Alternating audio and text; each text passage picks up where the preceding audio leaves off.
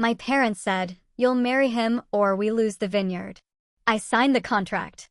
That night, he closed the door, looked me straight in the eye, and said, "You're not ready for what comes next." Can you believe it? The day I was supposed to get married, my own father looked me straight in the eye and essentially sold me. Traded me away like some kind of medieval bargaining chip, all for the vineyard I'd poured my entire life into. I remember standing there at my bedroom window overlooking the sprawling Martin Estate vineyards. My hands were trembling, smoothing the silk of a designer wedding dress I never wanted. Row after row of Cabernet vines stretched out, shimmering towards the mountains in the late afternoon sun. 15 years of my life had been poured into that soil, and now I was being sacrificed for it. Just 3 days before, my father's words had echoed in my ears, chilling me to the bone. "The vineyard is $75 million in debt, Angela." Harrison Martin, always the businessman, even when selling his own daughter. Julian Vance has agreed to assume our debt. In exchange, he wants a marriage. To you. The tightness in my chest, that nauseating clench in my stomach, came roaring back. My childhood bedroom, suddenly, felt like a prison cell. I'd stood in his mahogany-paneled office, soil samples from the North Block still clinging to my hands, completely unable to process what he was saying. "Is this some kind of joke?" I'd asked, my voice barely a whisper. He just slid the bank notices across his polished desk. "Does this look like a joking matter? We're 3 weeks from foreclosure." Then, my mother, Eleonora, had appeared in the doorway. Her perfect blonde hair and tailored dress were such a stark contrast to my work clothes, my dirt-stained hands. "For once in your life, Angela, you'll be useful beyond soil samples," she'd purred, her voice dripping with the same disappointment she'd shown me since I was 17. "Don't look so shocked. You're 29, not 18. It's time you contributed something significant." Outside my window now, the central courtyard gleamed. White chairs and floral arrangements, worth more than what our vineyard workers earned in a month, created a magnificent illusion of wealth and celebration. But inside these walls, we were drowning. 47 families depended on Martin Estate for their livelihood. Generations of workers, whose children I'd watched grow up among these vines, would lose everything if the vineyard failed. My reflection stared back at me from the antique full-length mirror, a stranger in white satin and lace. I studied my face with detached curiosity, noting the tension around my eyes, the stubborn set of my jaw. I barely recognized myself. For 12 years, I'd been the workhorse of Martin Estate.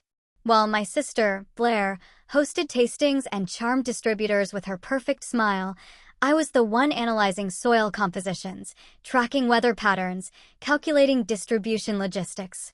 I built this vineyard's reputation for consistent excellence, bottle by bottle, season by season. Last year, I'd finally gathered the courage to present my business plan to my mother, an artisanal perfumery using botanical extracts from our vineyard, fragrances that captured the essence of our terroir beyond what wine alone could express. I'd worked on the projections for months, convinced the diversity would strengthen our brand. "Angela, be realistic," my mother had said, barely glancing at my meticulously prepared presentation. "Your projected revenue from scents wouldn't even cover the interest on our loans. Focus on the Cabernet." The memory still stung, sharp and precise, like everything else about Eleonora Martin.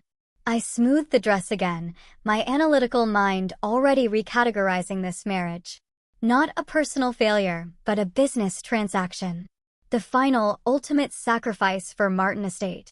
I'd given this vineyard my youth, my education, and now my future.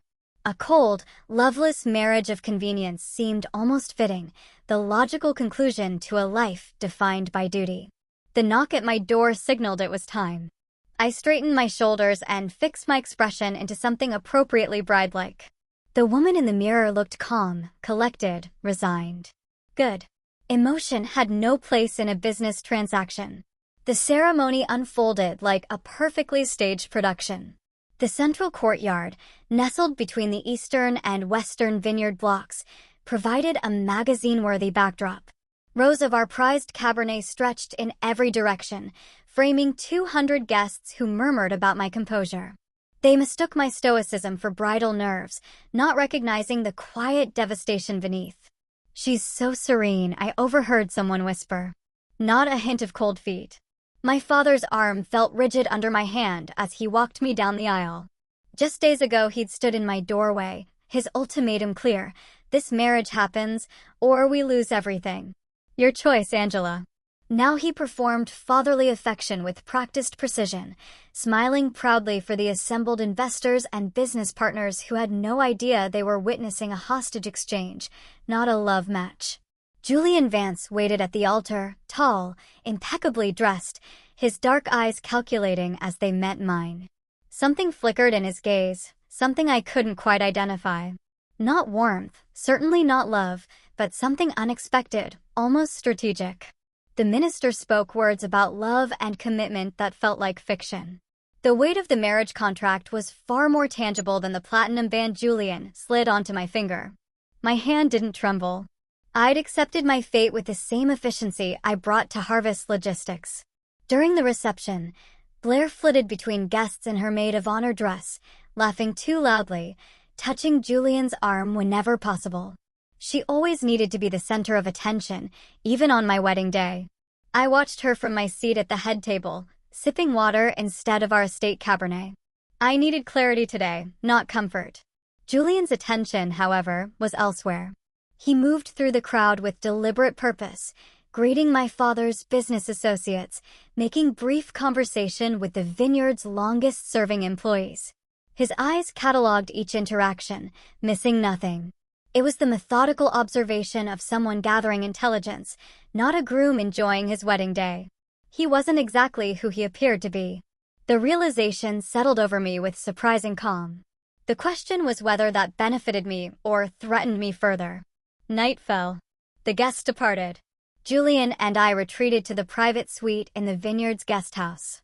French doors opened to moonlit rows of vines, my vines, the ones I'd nurtured since I was barely out of high school. Julian locked the door behind us, loosened his tie with one fluid motion, and walked to the credenza where a bottle of our premium reserve Cabernet awaited. He poured 2 glasses with the precision of someone who understood wine, but didn't fetishize it. When he turned, his expression had changed. The social mask had dropped. "Did you know your father owned only 40% of this vineyard until 25 years ago?" he asked, offering me a glass. I accepted it, our fingers not quite touching. "What?" Julian met my gaze with unexpected intensity. Everything went perfectly according to plan. Something shifted inside me: recognition, understanding, possibility. My lips curved into a slow, sharp smile. Our plan. The wine between us caught the moonlight, dark and rich as secrets finally ready to be unearthed. In this moment, I saw Julian not as my captor in an arranged marriage, but potentially my liberator. Perhaps I wouldn't have to face my family's secrets alone after all. I stared at Julian across the moonlit guest house, his words hanging between us like mist over the morning vines. The wineglass trembled slightly in my hand. "My grandfather's letters to my grandmother," he explained, written weeks before his death. We spread the papers on the small table between us. Silas's handwriting flowed across yellowed pages, his concerns about Harrison's ethics clearly expressed. "Harrison insists on using the new pesticide despite my objections. The EPA warnings mean nothing to him. When I threatened to report him, he simply laughed. I fear what he might do next." A chill crawled up my spine as I cross-referenced the date with my earliest Vineyard records. "This matches my data," I murmured. There was a dramatic shift in soil chemistry that year. I always wondered why. Julian nodded grimly. "My grandfather was an environmentalist before the term was fashionable. He wanted sustainable practices. Your father saw that as a threat to profits." Together, we pieced together the pattern. Harrison cutting corners, Silas objecting, suspicious equipment failures, and then the convenient accident. My father dismissed my technical expertise just as he dismissed Silas's, I said, memories recontextualizing themselves in real time. I used to ask questions about Silas as a child. My parents always changed the subject. I remember my father's barely contained rage when I'd suggested reviving some of Silas's old vineyard management techniques. I thought it was just his usual dismissal of my ideas. Now I understand it was fear. We need evidence, not just suspicions, I said, my mind already formulating research strategies. The analytical part of me, the part that tracks rainfall patterns and soil pH with obsessive precision, shifted into investigating my father's crimes. Julian watched me, a newfound respect in his expression. You're taking this remarkably well. I'm processing, I corrected him, organizing the letters chronologically. I've spent my life categorizing information. This is just one more dataset to analyze. But it was more than that. Something fundamental had shifted. I was no longer a trapped bride in an arranged marriage. I was an investigative partner with access to the truth. This marriage isn't just financial salvation for the vineyard, I said, looking up at Julian. It's a chance for justice. A memory surfaced, my father's inexplicable resistance to my perfumery interests. My father blocked every attempt I made to diversify beyond wine production. I thought it was just his narrow vision, but what if it connects to Silas's past? What if Silas had similar ideas? Julian's eyes widened slightly. It's possible. My grandfather was always experimenting with the vineyard's potential. I stood at the window, looking out over the vines that had defined my existence. They seemed different now, witnesses to a history I was only beginning to uncover. The true legacy of this vineyard isn't what my parents claim it to be, I said quietly. Julian opened another folder. According to my research, your father was deeply in debt even 25 years ago. The vineyard was failing under his management while my grandfather wanted to implement sustainable practices. That tracks with the historical yield data, I confirmed, recalling patterns I'd noted in old records. There was a significant drop in quality right after Silas's death, then a gradual recovery once my father implemented cheaper methods. My grandfather threatened to sell his majority share if Harrison continued using banned pesticides. Julian's voice hardened. He discovered your father was cutting corners with chemicals the EPA had flagged as dangerous. The pieces aligned with terrible clarity. They're not cartoon villains, I said. My father feared losing everything. My mother feared losing social status. Julian slid a photocopy of a journal entry across the table. Harrison's distinctive handwriting jumped out at me. He'll destroy everything we've built. I can't allow it. S.E. My mother was always the calculating one, I added.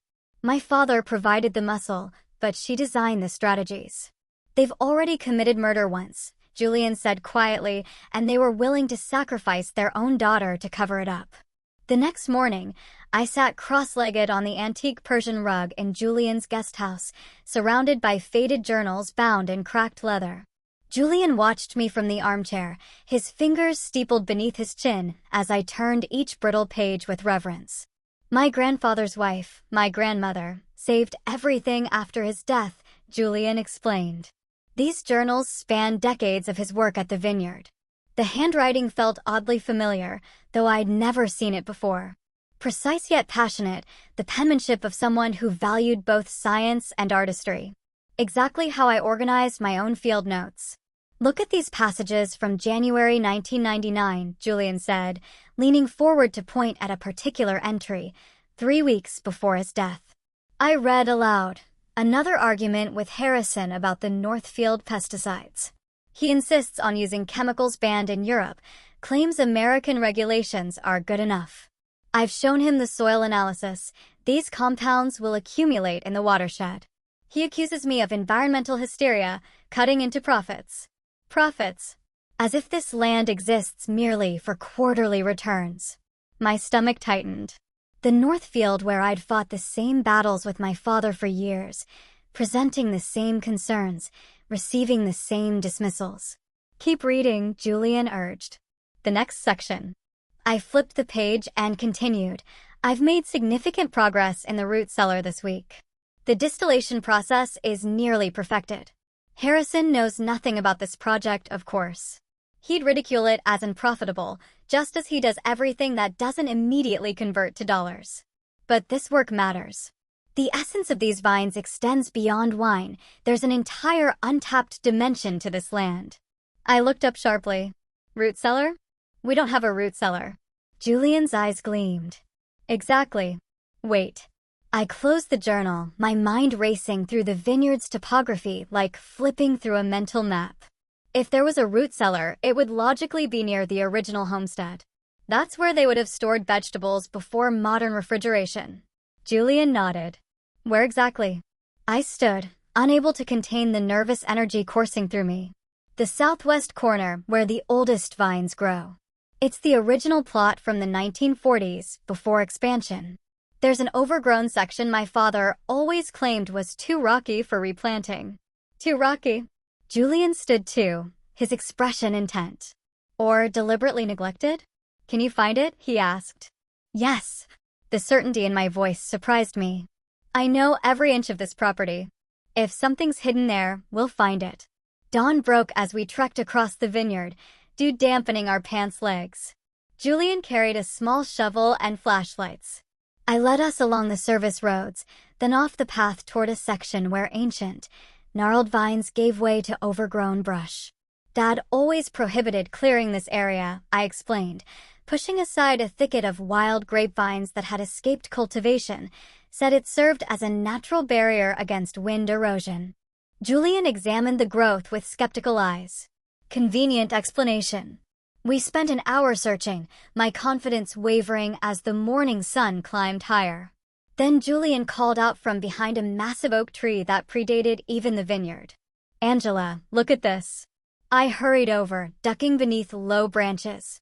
Julian pointed to a subtle irregularity in the ground, a rectangular depression barely perceptible beneath years of fallen leaves and weeds. That's not natural, I whispered, dropping to my knees and brushing aside debris. My fingers found the edge of something solid, a wooden door, weathered and camouflaged by dirt and vegetation. Julian knelt beside me, and together we cleared away decades of natural concealment. The wooden trapdoor, reinforced with rusted metal bands, emerged from its hiding place. Your parents tried to erase this from history, Julian said quietly, just like they tried to erase Silas. A newfound boldness surged through me. I grabbed the iron ring handle and pulled. The door resisted, then yielded with a groan of protest. Stale air rushed up from the darkness below. I'll go first, I said, surprising myself with the authority in my voice. Julian handed me a flashlight without argument, a small acknowledgement that shifted something between us. The wooden stairs creaked under my weight as I descended into cool darkness. Julian followed close behind, his breathing steady in the confined space. At the bottom, I swept my flashlight beam across the room and gasped. This wasn't a root cellar for storing vegetables. It was a laboratory. Antique glass distillation equipment lined wooden shelves, alembics, retorts, and condensers arranged with scientific precision. A workbench stretched along one wall, covered in dusty journals and small glass vials with faded labels. Dried botanical specimens hung from the ceiling rafters, lavender, rosemary, and grape leaves suspended in time. This isn't a wine lab, I whispered, my voice catching as realization dawned.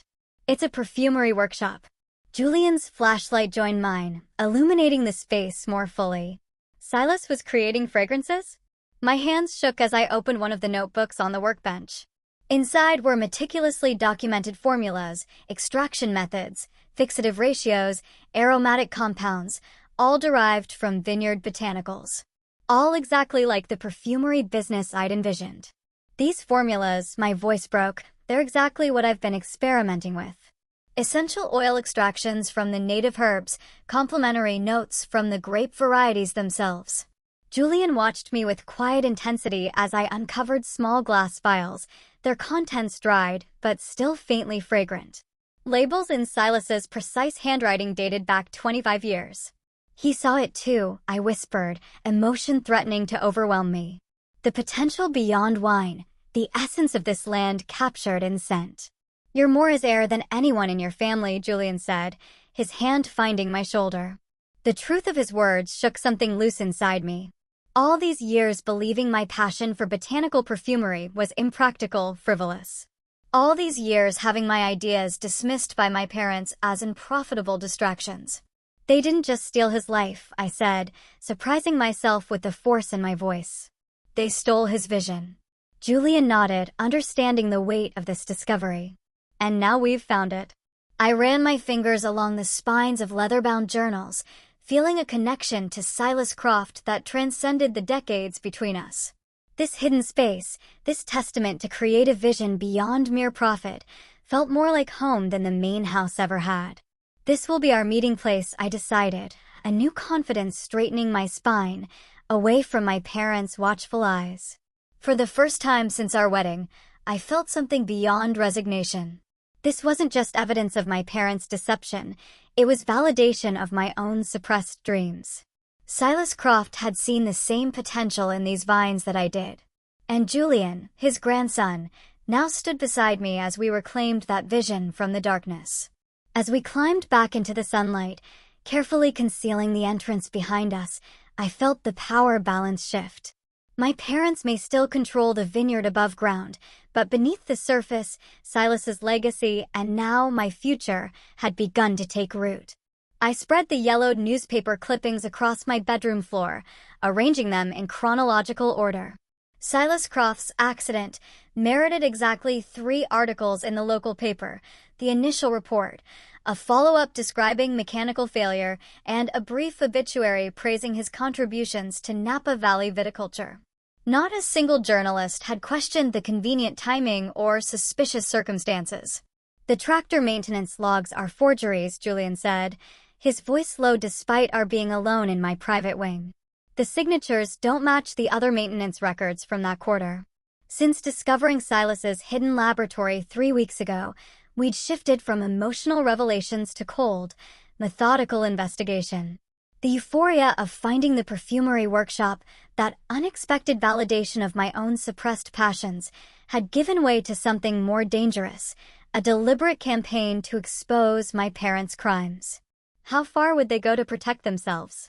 I asked, studying a bank statement showing the vineyard's dire financial position just before Silas's death. They murdered your grandfather over threatened divestment, Julian said, his eyes meeting mine, calculating probabilities with the same precision I used for soil analysis. If they realize we know, they'd eliminate threats with the same efficiency they showed 25 years ago. We need to assume they're capable of anything. I nodded, accepting this brutal reality without emotion. Feelings would only cloud our judgment now. Then we proceed as if our lives depend on it, I concluded. Because they likely do. Later that afternoon, I worked through shipping manifests in the estate office, while Julian examined ownership transfer documents in the library. We maintained careful distance during daylight hours, the newly married couple settling into professional roles at the vineyard. Every move calculated. Every conversation potentially monitored. The stack of newspapers beside me provided necessary cover as I searched for patterns in financial transfers around the time of Silas's death. The technicality of the task suited me. Data doesn't lie, even when people do. Somewhere in these numbers existed the evidence we needed. Working through lunch again? My father's voice startled me. Harrison Martin stood in the doorway, his presence filling the room with unspoken tension. The Wilkerson order needs special routing, I answered without looking up. Their distributor changed requirements last minute. He stepped closer, examining the papers on my desk with uncharacteristic interest. You've always had a head for details, unlike your sister. His compliment felt like bait in a trap. Julian seems to share that quality, quite the memory for figures. I kept my expression neutral, fighting the urge to react to his fishing expedition. He's built 3 successful import businesses. Pattern recognition is essential in international markets. My father nodded slowly, his gaze lingering on the shipping manifests. Indeed. Your mother has arranged dinner tonight. 7 o'clock, formal attire. She wishes to better acquaint herself with our newest family member. The warning beneath his words was clear. This wasn't a social dinner, it was an interrogation. When he left, I released a breath I didn't realize I was holding. The vineyard no longer felt like home. It had become a battlefield where every interaction carried hidden meaning. I sent Julian a text about dinner using our established code about vineyard operations, meeting tonight about Cabernet distribution strategy. Mother wants full presentation. That evening, Eleonora presided over the formal dining room like a general commanding troops. Crystal glassware caught the chandelier light, turning wine into blood-red prisms. My mother had always wielded social occasions as weapons, and tonight's target was unmistakable: Julian. "Tell me again about your family's business interests in Europe," she began after the first course, her smile never reaching her cold eyes. The details seemed to slip my mind. I watched him navigate her interrogation with practiced ease, maintaining the cover story while revealing nothing of substance. Every shared glance between us carried risk. We'd become partners in a high-stakes performance where the slightest misstep could expose everything. "Your accent has such interesting inflections," my mother continued, refilling his wine glass herself. "Where exactly did you say you spent your formative years?" "Boarding school in Switzerland, university in London, then business development across continental Europe," Julian answered, his tone casual yet precise. "One picks up linguistic oddities along the way." My father watched Julian's every response, analyzing for inconsistencies while my mother led the verbal assault. I recognized their strategy. It was the same divide-and-conquer approach they'd used in business negotiations for decades.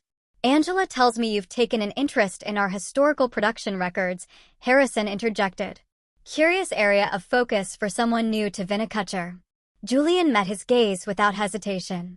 "Understanding your past successes provides context for future growth strategies. Angela's institutional knowledge has been invaluable." Beneath the table, my hands clenched into fists, the only outward sign of the tension coursing through me. This wasn't just about protecting our investigation, it was about building a foundation for something bigger than personal vindication. Every defensive maneuver tonight strengthened our position for the confrontation to come. 3 days later, Julian and I huddled over ancient vineyard maps spread across a rarely used office in the storage building. The original property surveys might reveal where other structures existed before my parents' extensive renovations. If Silas had hidden anything else besides the perfumery laboratory, these maps would show it. "Look at this," Julian whispered, pointing to a small structure marked near the eastern property line. "This building doesn't appear on any current maps." The sudden click of heels against concrete froze us both. Blair appeared in the doorway, her expression curious. "What are you two so interested in?" "These are ancient history." She stepped closer, peering at the faded documents. I forced a casual smile. "Just showing Julian how the property has evolved. Dad's expansion in the early 2000s nearly doubled our production capacity." Blair's eyes narrowed slightly, her attention shifting between us. "Mother's been asking where you disappeared to during the afternoons. Should I tell her you're playing historian?" The implied threat hung between us. Blair had always been our mother's unwitting spy, trading information for approval. After she leaves, Julian and I exchanged grim looks. "We need to be more careful," I whispered. "My mother misses nothing." The pressure forced us closer together, no longer just allies against my parents, but partners against a threat that grew more dangerous by the day. What began as an arranged marriage had transformed into something neither of us anticipated, a bond forged in shared danger and common purpose. Tonight, I checked my watch for the 3rd time. The harvest tasting gala buzzed with excitement behind me, but my focus remained on the oak-paneled door to Harrison's office. Vineyard investors in tailored suits and summer dresses mingled through the central courtyard, sampling our latest vintages and admiring the sunset over the Cabernet blocks. The perfect distraction. "Remember," Julian whispered beside me, his breath warm against my ear, "create a crisis big enough to demand both their attention, but not so catastrophic it damages the actual wine." I nodded, squeezing his hand once before we separated. Julian melted into the crowd, heading toward the east wing, where he'd wait for my signal. My pulse quickened as I approached Kyle, our head fermentation specialist. "Kyle, I need your help with something urgent," I said, my voice practiced and even. "I think we have a temperature fluctuation in Tank 7. Kyle's eyes widened. Tank 7 housed our premium reserve, the batch my father showcased to potential investors. "How bad?" he asked. Bad enough that we need my father and mother." Now. 5 minutes later, Harrison and Eleonora stormed into the fermentation room, their faces tight with barely concealed panic. My father's bow tie sat slightly askew from his hasty exit from the gala. "What do you mean, potentially compromised?" my father demanded, his voice echoing against the stainless steel tanks. I launched into a detailed explanation of acidity levels and bacterial concerns, drawing on 12 years of Vineyard expertise to craft a problem complex enough to hold their attention. My mother's eyes narrowed, her gaze cutting through my technical jargon. "And this couldn't wait until after the gala?" Eleonora asked, her voice sharp. "Would you prefer I let $50,000 of premium Cabernet turn to vinegar while you charm the Hendersons?" I countered, matching her tone. The subtle vibration of my phone signaled Julian had reached Harrison's office. Now I needed to keep them occupied for at least 15 minutes. "We need to test every tank in this series," I insisted, pointing to the row of gleaming steel cylinders. "If this is systemic, we could lose the entire vintage." Harrison paled. Even Eleonora couldn't argue with that catastrophic possibility. Inside my father's office, Julian worked quickly. His heart hammered against his ribs as he eased open the filing cabinet behind Harrison's imposing desk. The lock had yielded easily to the techniques he'd learned in his decade-long preparation for this moment. "Restructuring, 1999, Julian whispered, finding the dusty folder tucked behind more recent financial records. The year of his grandfather's death. He flipped through the contents, his phone camera capturing each damning piece of evidence. Harrison's emails coordinating pesticide purchases that violated California regulations. Maintenance logs for the tractor that had supposedly failed, dated weeks before the accident. Eleonora's correspondence with an unmarked laboratory that had falsified soil reports to hide chemical contamination. His hands trembled when he uncovered the share transfer documents, the signatures clearly forged, backdated to make it appear Silas had willingly sold his 60% stake in the vineyard before his death. "My God," Julian breathed, finding the final piece of evidence, an insurance policy on Silas Croft, tripled by Eleonora, just 2 weeks before the accident. The sound of footsteps in the hallway froze him. Mid-motion.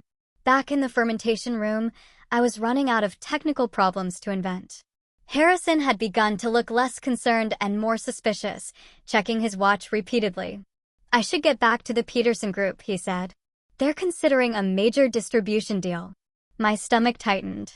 "But we haven't checked the final fermentation rates, if those are compromised."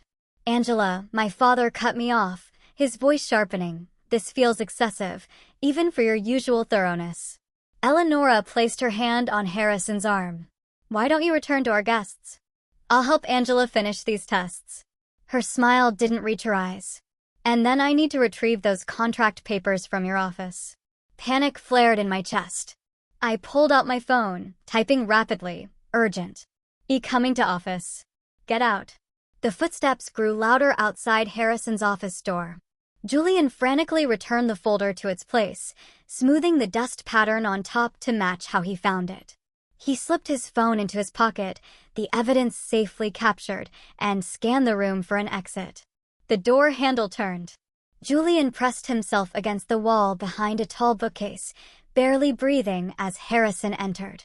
My father paused, frowning slightly as he surveyed his domain. Something felt different to him, though he couldn't identify what.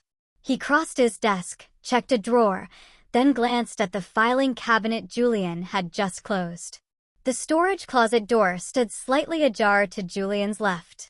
With Harrison's back turned, Julian slid silently inside, easing the door nearly closed behind him. Harrison stood perfectly still, listening. "Hello? Is someone here?" From my position in the fermentation room, I watched Eleonora's retreating figure through the glass doors. My heart lodged in my throat. I'd failed. Julian was trapped. "Mother." Blair's voice cut through the tension as she sauntered into the fermentation room. "The Williamson family is asking for you. Something about their daughter's wedding next spring." Eleonora hesitated, torn between social obligation and her suspicion. "I need to get some papers from your father's office first." They specifically mentioned their new vineyard purchase in Sonoma, Blair added, examining her manicured nails. "Apparently they're looking for a consultant." The magic words. Eleonora's ambition overrode her suspicion. Tell them I'll be right there, she said, changing direction. An hour later, Julian and I met at the laboratory, our sanctuary hidden among the overgrown vines. His face was pale but triumphant as he connected his phone to the ancient computer Silas left behind. We have everything, he said, bringing up the photographs. Insurance policies, falsified maintenance records, forged transfer documents.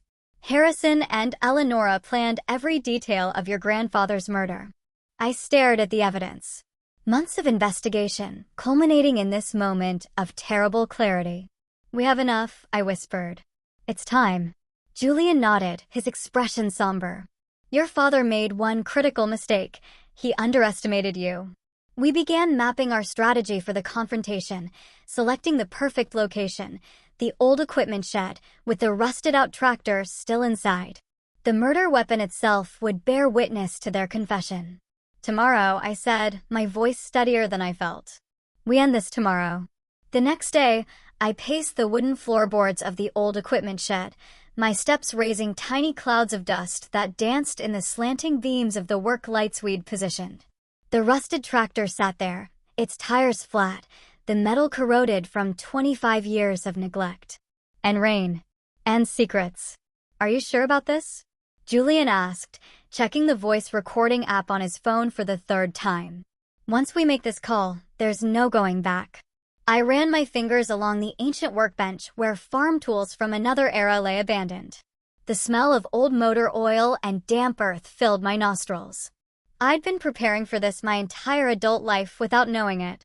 I'd made the call, my voice deliberately panicked as I told my father about seeing someone lurking around the equipment shed, the same shed where Silas Croft took his last breath 25 years ago.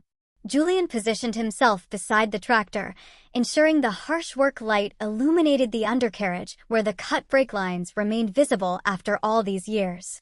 The evidence preserved by neglect and isolation. Your father didn't want to come, Julian said, sliding his phone into his jacket pocket. He suggested calling security. But my mother insisted they handle it personally, I replied, knowing Eleonora would never risk outside eyes on anything potentially damaging to the family image. Quietly. This strategic preparation of the past 2 months culminated tonight. Every document Julian photographed from Harrison's office, every maintenance log we found with falsified dates, every piece of evidence meticulously gathered, all leading to this moment. I closed my eyes briefly, feeling the weight of what we were about to do. We were deliberately luring my potentially murderous parents to a remote corner of the property with no witnesses. The same people who staged an accident to gain control of a vineyard worth millions. Headlights swept across the small, grimy window, illuminating dust particles in the air. Car doors slammed outside. Julian gave me a quick nod and slipped his hand into his pocket, activating the recording app. The door creaked open, and my mother entered first, her designer boots entirely inappropriate for the muddy path leading to the shed. Her eyes narrowed as she took in the scene, her daughter standing beside Julian Vance in this forgotten corner of the Martin estate. What is this, Angela? What? Eleonora demanded, eyes darting suspiciously around the dimly lit space. Your call sounded urgent. My father pushed in behind her, his face darkening when he spotted Julian. Julian! Harrison roared, his voice bouncing off the metal walls. How dare you bring us out here? What game are you playing? I stepped forward, planting myself firmly between my parents and Julian. This isn't a game. It's about Silas Croft. The name dropped into the space between us like a stone in still water. I watched ripples of reaction cross my parents' faces, my father's momentary freeze, my mother's almost imperceptible flinch. Who? My father recovered quickly, his voice a careful neutral. Julian emerged from behind me, his presence steady and calm. My grandfather. Your business partner. The man who owned 60% of this vineyard until his convenient accident 25 years ago. I saw recognition dawn in my father's eyes, quickly masked by practiced indignation. That's absurd. You're Julian Vance. Your family is the Croft family, Julian interrupted. I changed my name years ago to investigate my grandfather's death without alerting you. My mother's posture shifted subtly, shoulders squaring as she calculated this new information. I don't know what nonsense you've been filling Angela's head with, but Silas Croft died in a tragic accident. Ancient history. Julian pulled out his phone and began to scroll through photos. Interesting history, actually. Like this email you sent, tripling Silas's life insurance policy just 2 weeks before his death. He held up the screen, showing the incriminating document. Or these falsified maintenance logs for the tractor. My father stepped forward, his face reddening. You broke into my office. Those are private business records. Just like these. Backdated share transfers. I asked, pulling out copies of the documents we found. The ones that mysteriously transferred Silas's 60% ownership to you the day after his death? Harrison's face paled. Those are legitimate business transactions. You have no idea what you're talking about. Then explain why the notary signature is dated 3 days after the notary in question had a stroke and was hospitalized, Julian countered, his voice steady. We checked, Harrison. Every document. Every signature. Every date. My mother's calculating gaze shifted from Julian to me. Angela. Whatever this man has told you, he told me nothing, I interrupted. I found it myself. The soil reports you falsified to cover up the banned pesticides Silas opposed. The insurance payout that saved the vineyard from bankruptcy. Your bankruptcy, not his. Silas was solvent. You were the one drowning in debt. My father's denials grew more desperate with each piece of evidence we presented. His composure cracking like thin ice under too much weight. I felt a strange calm watching him unravel, as though I was observing a chemical reaction I'd long anticipated. Julian stepped closer to the tractor, directing my father's attention to it. Would you like to explain these brake lines, Harrison? The ones that were clearly cut, not worn through. My father stared at the rusted machine, the evidence of his crime preserved by decades of neglect. Something in him broke. His shoulders slumped, and the mask of righteous indignation slipped away. He would have bankrupted us, Harrison confessed, his voice cracking.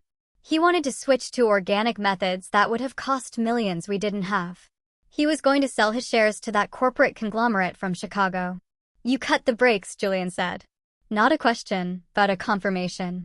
My father didn't deny it. His silence was damning. One push, my mother added coldly, stepping forward, was all it took to secure your sister's future.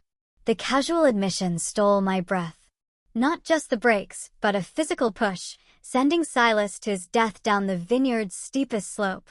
Thank you, Julian said, pulling his phone from his pocket, the screen showing the active recording. That's exactly what we needed to hear. My mother's calculating eyes turned to pure hatred as she realized they'd been recorded.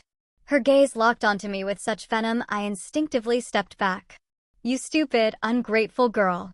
The words dripped with contempt. Harrison lunged toward Julian, but I moved between them, blocking his path. It's over, father. Get out. You have no idea what you've done, my mother hissed, grabbing Harrison's arm to restrain him. This vineyard is your legacy too. Everything we did was for this family. Murder isn't a legacy, I replied. It's a crime. My parents retreated, my mother practically dragging my father toward the door. We watched them leave, headlights sweeping across the vineyard as they drove back toward the main house. Julian's hand found mine in the dim light of the equipment shed, warm against my cold fingers. We got what we came for. A confession. I whispered, the weight of 2 decades of lies finally lifting from my shoulders. The tractor sat silently in the corner, Silas Croft's final resting place, and now the site of justice's first step.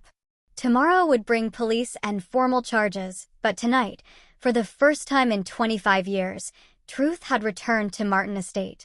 The next day, I gripped the audio recording in my palm as Sheriff Thomas leaned forward in his chair, his weathered face impassive. The morning sun streamed through the blinds of his office, casting prison bar shadows across the polished oak desk. Julian sat beside me, our shoulders not quite touching, his presence steady as a heartbeat. You're telling me Harrison and Eleanora Martin murdered Silas Croft 25 years ago? Sheriff Thomas's voice remained professionally neutral, but I caught the slight narrowing of his eyes. Yes, I said, Placing my father's confession on the desk between us, the phone's screen dark and unassuming. We have the evidence right here. Julian slid a leather portfolio across the desk, the complete case, journals, digital files, forged documents. His voice didn't waver. And this, he tapped the phone, is her father confessing to murdering my grandfather. Sheriff Thomas opened the portfolio slowly. I've cataloged everything meticulously, every piece of evidence we collected over the past 3 months, I explained, laid out with the same precision I once used for soil analysis reports. He read in silence, occasionally glancing up at us. This is no longer a cold case, he said finally, closing the portfolio. This is murder. We know. My voice sounded calmer than I felt. The sheriff picked up his phone, pressing a single button. Get Adams and Miller. We're heading to Martin Estate. He looked at us, his expression grim. I'll need your statements. But not right now. Right now we're going to bring them in. The drive to the Vineyard felt surreal. Sheriff Thomas's patrol car ahead of us, Julian's hand steady on the wheel of his Audi. No sirens, no flashing lights. Just 3 vehicles moving with quiet purpose down the winding road leading to my childhood home. Are you all right? Julian asked, glancing at me. I searched for the right word. Ready. The morning dew still clung to the vines as we pulled into the circular driveway. The main house stood like a fortress of limestone and cedar, shadows filling the recessed windows. Home. Prison. Crime scene. Sheriff Thomas and his deputies approached the front door with measured steps. No dramatic battering ram, no shouted commands. Just 3 knocks. Firm and official. Our estate manager answered, his face paling when he saw the officers. Julian and I hung back, watching from the circular driveway as Sheriff Thomas asked for my parents. Moments later, we followed them inside.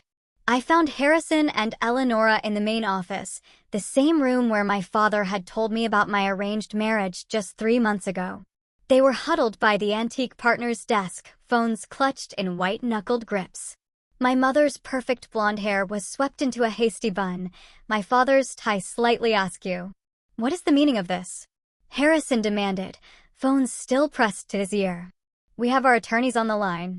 Harrison Martin, Eleonora Martin, Sheriff Thomas said, ignoring the phones. You're under arrest for the murder of Silas Croft. My mother's face drained of color. This is absurd. But her voice lacked its usual cutting edge. We have your confession, Father. The words tasted strange on my tongue, not bitter, not sweet, just final. I watched my parents exchange glances, the same silent communication I'd witnessed my entire life, decisions made about me without my input. But now their silent language carried panic, not control. The deputies read them their rights. No handcuffs, not yet, but the message was clear. This wasn't a misunderstanding. This wasn't going away. Julian stepped forward. I am Julian Vance Croft, Silas Croft's grandson. His voice carried the weight of 25 years of waiting. And I've been looking forward to this day for a very long time. My father lunged toward Julian, but Deputy Adams blocked his path with a firm hand on his chest. Mr. Martin, please don't make this worse, the deputy warned. Through the bay windows, I saw Vineyard. Workers gathering in small clusters, watching as Sheriff Thomas escorted my parents outside. Their faces were solemn, many of the older ones remembering Silas and his kindness. I stepped outside, the morning air sweet with ripening grapes. One of the workers, Miguel, who'd tended these vines for 30 years, caught my eye. He gave me a small nod of respect, and suddenly I understood. This wasn't just about Julian's vengeance or my liberation. It was about setting right something fundamentally wrong at the foundation of this place. I turned to Sheriff Thomas as my parents were guided into separate patrol cars. This was Silas Croft's vineyard, I said quietly. We're just returning it. The patrol cars pulled away, gravel crunching under their tires. No sirens, no spectacle, just the quiet, devastating weight of justice, 25 years delayed. Julian's hand found mine. It's done, he said. But we both knew it was only beginning. The local news vans arrived within the hour. By evening, Julian and I sat in the guest house, watching reporters stand at the edge of our property, the main house looming behind them like a movie backdrop. Martin estate owners arrested for cold case murder, the anchor announced, her expression professionally grave. Sources say evidence includes a recorded confession. Julian muted the television. How are you holding up? I stared at my reflection in the darkened screen. I don't know yet. The truth is, I felt nothing and everything at once, relief, exhaustion, a strange sense of emptiness where anxiety once lived. The call came the next morning. Julian answered, his jaw tightening as he listened. When he hung up, his expression told me everything. They've been released on $5 million bail, he said. $5 million. I laughed, the sound hollow in my chest. It's just a business problem to them. Julian paced the length of the kitchen, sunlight catching the edges of his profile. Your parents still have powerful friends and enemies. I stood, my hands steady despite the turmoil inside. People who've been waiting for them to fall. The reality settled between us. Harrison and Eleanora Martin were cornered, but they weren't defeated. Not yet. They still had resources, connections, options. Julian stopped pacing, turning to me. My grandfather can't rest until they're truly finished. Something in his voice drew me closer. 3 months ago, we were strangers joined in a business arrangement. Now we were partners against a clear and present danger, bound by something deeper than convenience or revenge. We'll see this through. I promise. Together.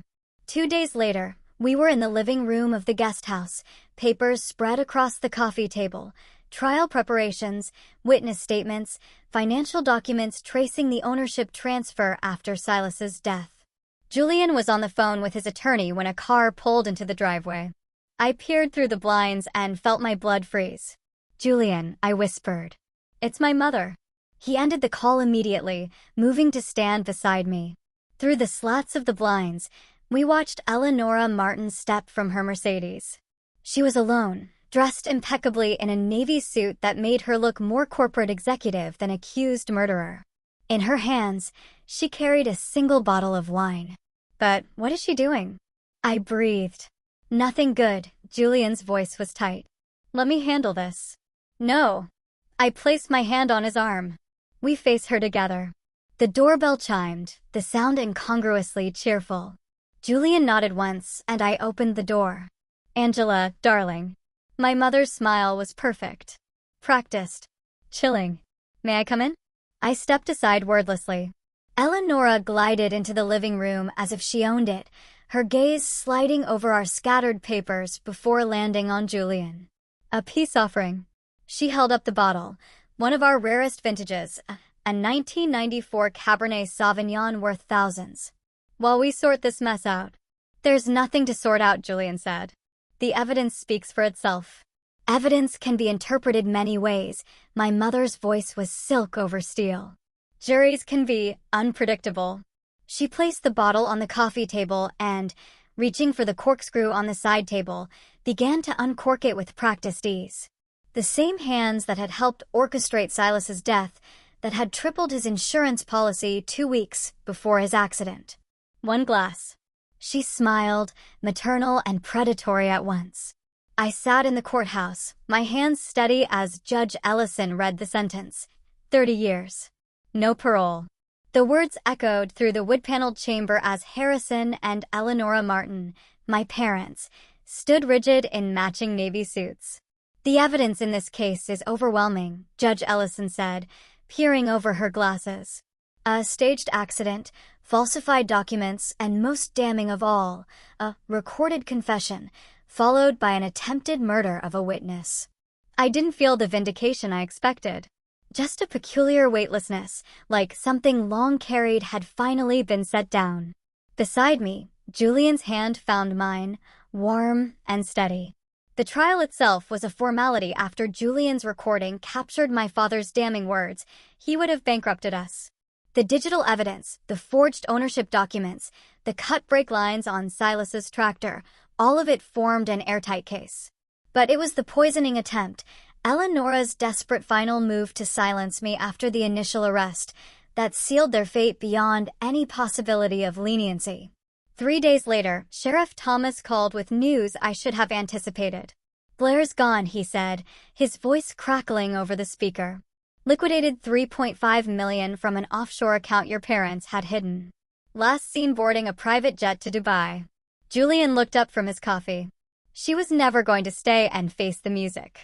No, I agreed. Blair was always the escape artist.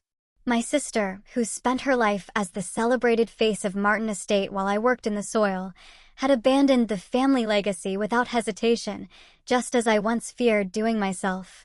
The transformation still stuns me some mornings. I wake in the master bedroom, no longer relegated to the modest wing, and marvel at how peaceful my sleep has become. No more twisting dreams of disappointing my parents.